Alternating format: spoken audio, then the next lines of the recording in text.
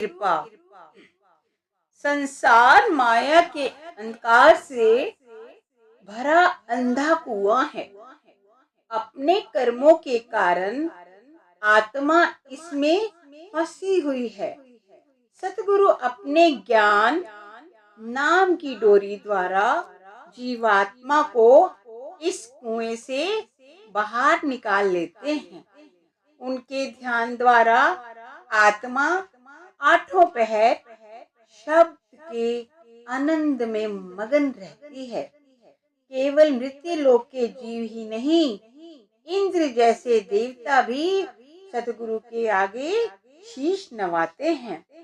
शरणागत को अविनाशी परम पदार्थ बख्शने की सामर्थ्य केवल सतगुरु में ही है। वही जीवों को प्रभु के साथ मिलाप की युक्ति समझाते हैं। सतगुरु की कृपा के बिना हृदय में प्रभु भक्ति का भाव विकसित नहीं होता और भक्ति भाव के बिना अन्य साधन जैसे योग, यज्ञ, जप, तप आदि प्रभु प्राप्ति के लिए कारगर नहीं है। गुरु अपनी शरण में आए जीव की रक्षा और संभाल करते हैं। सतगुरु दया करके प्रभु के नाम का भेद बख्श देते हैं। जो शिष्य तन मन से सतगुरु के उपदेश पर चलता है, सतगुरु उसका भव सागर से उद्धार कर देते हैं। चिरकाल से वेद जिस प्रभु को नेति नेति कहते चले आ रहे हैं, सतगुरु अपनी दया से शिष्य के लिए उस अनंत प्रभु का रहस्य खोल देते हैं। वे जीवात्मा को अपनी पहचान और प्रभु की पहचान के योग्य बना देते हैं। अनंत काल से अज्ञानता की नींद में सोया जीव सतगुरु के ज्ञान से सचेत हो जाता है। उसको शरीर और संसार की वास्तविकता का ज्ञान हो जाता है।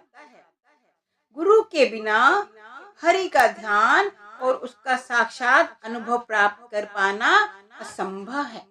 जिस प्रकार अपने स्वभाव के कारण कौवा सारा दिन गंदगी पर बैठता है, उसी प्रकार अज्ञानवश जीव में भी काग्रति प्रधान हो जाती है और उसका सारा ध्यान विषय विकारों और इंद्रियों के भोगों की ओर रहता है।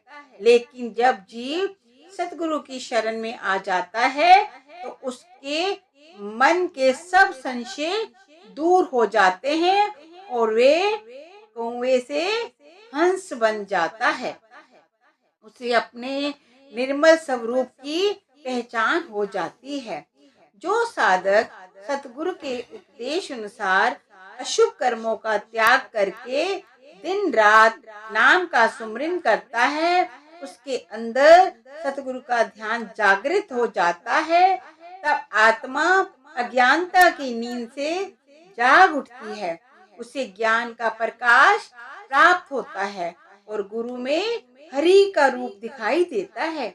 वे संसार रूपी स्वप्न से जागकर सच्चे अमर धाम में पहुंच जाता है। फिर जीवात्मा पुकार करती है कि मैं किसी कामना से आपकी शरण में नहीं आई हूँ। मुझे स्वर्ग या वैकुंठ के सुखों की भी इच्छा नहीं। मैं तो केवल ये चाह लेकर आई हूँ कि मेरे हृदय में सदा आपके चरण कमल समाये रहें।